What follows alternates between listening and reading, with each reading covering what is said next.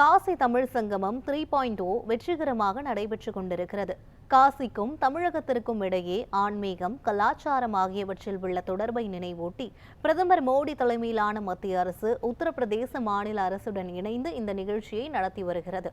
இந்த நிலையில் தமிழகத்திலும் வாரணாசி என்கிற பெயரில் தொன்மையான அதே சமயம் ஆன்மீக தொடர்புள்ள ஒரு பகுதி தற்போதும் உள்ளதை இந்த செய்தி தொகுப்பில் பார்க்கலாம். ரிக்வேதத்தில் காசி நகரம் அறிவு தரத்தக்க ஒளி பொருந்திய நகரம் என குறிப்பிடப்பட்டுள்ளது. இதிகாச காலத்திற்கு முன்பே புகழ்பெற்ற காசி நகருக்கு ஆனந்தவனம் என்னும் பெயரும் உண்டு. சிவபெருமான் ஆனந்தத்துடன் தங்கியிருக்கும் தலம் என்பதால் பல்லாயிரம் ஆண்டுகளுக்கு முன்பிருந்தே காசி நகரம் ஆன்மீகத்தில் சிறந்து விளங்கி வருகிறது. இந்த நகரில் வருணா ஆறும் ஆசி ஆறும் இணைந்து கங்கை ஆற்றில் ஒன்று கூடுவதால் வாரணாசி என்ற பெயர் ஏற்பட்டது. இத்தகைய பெருமை வாய்ந்த வாரணாசிக்கு நிகராக அதே பெயரில் விளங்குகிறது தமிழ்நாட்டில் உள்ள பசுபதேஸ்வரர் ஆலயம். இந்த ஆலயம் தற்போதைய தென்காசி மாவட்டத்தில் அமைந்துள்ளது. சுரண்டை என்னும் நகரிலிருந்து சங்கரன் கோவில் நகருக்கு செல்லும் நேர்வழியில் சேர்ந்தமரம் என்னும் ஊரிலிருந்து சுமார் 2.5 கிலோமீட்டர் அருகில் அமைந்துள்ளது இந்த ஆலயம். இந்த ஆலயம் அமைந்துள்ள பகுதி வாரணாசி என்று தொன்று தொட்டே அழைக்கப்படுவது மிக சிறப்பானது. இங்கு சுமார் 10,000 ஆண்டுகளுக்கு முன்பு மனிதர்கள் பயன்படுத்திய நுண்ணிய கருவிகளை தொல்லியல் துறை கண்டுபிடித்து பாதுகாத்து வருகிறது. இங்குள்ள மலை புராண காலத்தில் வாரணாசி மலை என்றும் வருணாட்சி மலை என்றும் அழைக்கப்பட்டுள்ளது. இதனை ஒட்டிய ஊர் வாரணாசிபுரம் என்றும் வாரணாசிபுரம் என்றும் வழங்கப்பட்டுள்ளது. வனவாசத்தின் போது பஞ்ச பாண்டவர்கள் இந்த மலையில் சிறிது காலம் வசித்ததாக கூறப்படுகிறது. மகாபாரத புராண நிகழ்வை அடிப்படையாக கொண்டு இங்கு குடைவரை கோயில் உருவாக்கப்பட்டுள்ளது. பலம் மிக்க துரியோதனனை குருஷேஸ்திர போரில் வெல்வதற்கு பாசுபத அஸ்திரம் வேண்டி சிவபெருமானை குறித்து அர்ஜுனன் தவம் புரிந்தான்.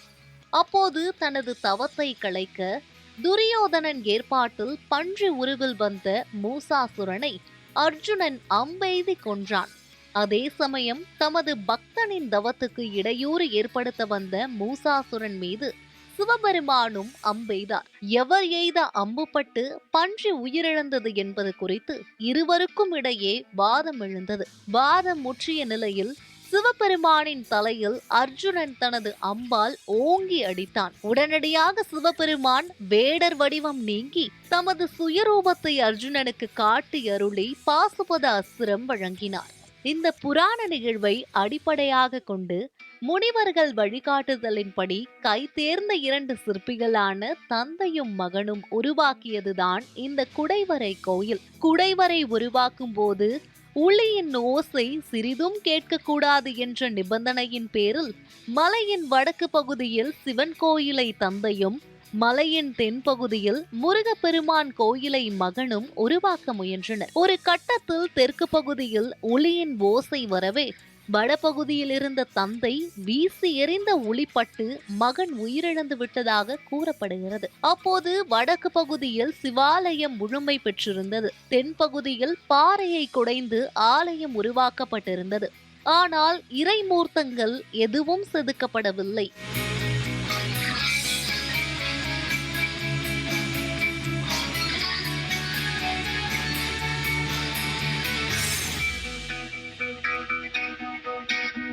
வடக்கு பகுதியில் தரைமட்டத்திலிருந்து சுமார் 4 அடி உயரத்தில் குடைவரை கோயில் உருவாக்கப்பட்டுள்ளது.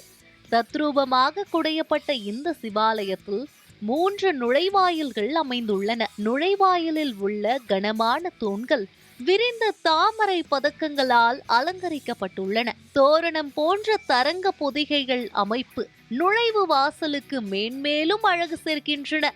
முன் மண்டப விதானத்தில் பழங்கால அன்னம், தாமரை மலர், வேட்டுவேர், சிம்மாசனம் ஓவியங்களின் வண்ண எச்சங்கள் சிதைந்த நிலையில் உள்ளன. முன் மண்டபத்திலிருந்து சுமார் 2 அடி உயரத்தில் கருவறை குடையப்பட்டுள்ளது. கருவறையில் ஒற்றை கற்பீடத்தில் செதுக்கப்பட்ட சிவலிங்கம் காசி ஆலயத்தை போன்றே அர்ச்சகர் வலம் வந்து பூஜிக்கும் விதமாக உள்ளது. கருவறையின் முன் துவாரபாலர்கள் உள்ளனர். கருவறையில் ஒற்றை கற்பீடத்தில் செதுக்கப்பட்ட சிவலிங்கம் காசி ஆலயத்தை போன்றே அர்ச்சகர் வலம் வந்து பூஜிக்கும் விதமாக உள்ளது. கருவறையில் சிவலிங்கத்தின் உச்சியில் 4 விரல் அகலத்தில் பிளவு உள்ளது. சிவலிங்கத்தின் தென்பகுதியில் கிழக்கு நோக்கி வில் ஒன்றும் உள்ளது. இந்த அடையாளங்கள் வேடன் உருவில் வந்த சிவபெருமானின் தலையில் அர்ஜுனன் அடித்த புராண நிகழ்வை நினைவு கூர்கின்றன. குடைவரையின் உள்ளே மழைநீர் புகாதவாறு குடைவரையின் மேலே பாறையில் புருவம் போன்ற காடி வெட்டப்பட்டுள்ளது.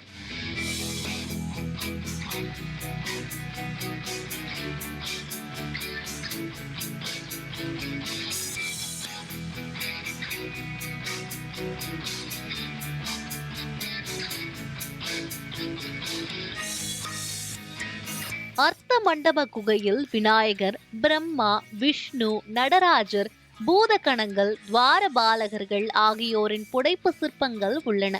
தமிழ்நாட்டில் தொன்மையான வில்லிசை கருவியான சிரட்டை கிண்ணறி இடம்பெற்றுள்ள ஒரே குடைவரை கோயில் இந்த பசுபதேஸ்வரர் ஆலயம் மட்டுமே. முன் மண்டபத்தின் தெற்கு பாறை சுவரில் பலபாதத்தை உட்கடிதமாக்கி சதுர கணத்தில் சிவபெருமான் ஆடல் நிகழ்த்துகிறார். வழக்கமாக ஒரு பாதம் தூக்கி நடனமாடும் கோலத்தில் காட்சி தரும் நடராஜர் இங்கு காலை தூக்காத கோலத்தில் உள்ளார். இது நடனமாடுவதற்கு முந்தைய நிலை. அவரது சடாமுடியும் முடியப்பட்ட நிலையிலேயே உள்ளது. காலுக்கு கீழே முயலகனும் இல்லை. இவரை சதுர தாண்டவ நடராஜர் என அழைக்கிறார்கள். ஆடல் நிகழ்த்தும் சிவபெருமானின் இருபுறமும் பக்கத்திற்கு ஒன்றாக 2 பூதங்கள் நிற்கின்றன.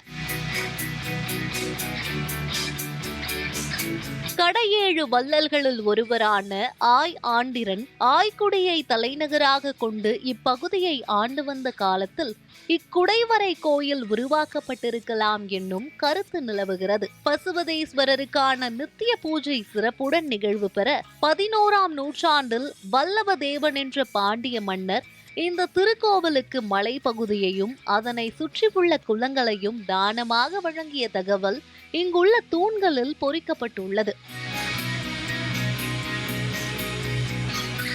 பனைமரத்தை தலவிருட்சமாக கொண்ட இந்த குடைவரை கோயில் தக்ஷண வாரணாசியாக போற்றப்படுகிறது. இந்த தலத்துக்கு வந்து வழிபடுவோருக்கு மறுபிறவி இருக்காது என்பது ஐதீகம்.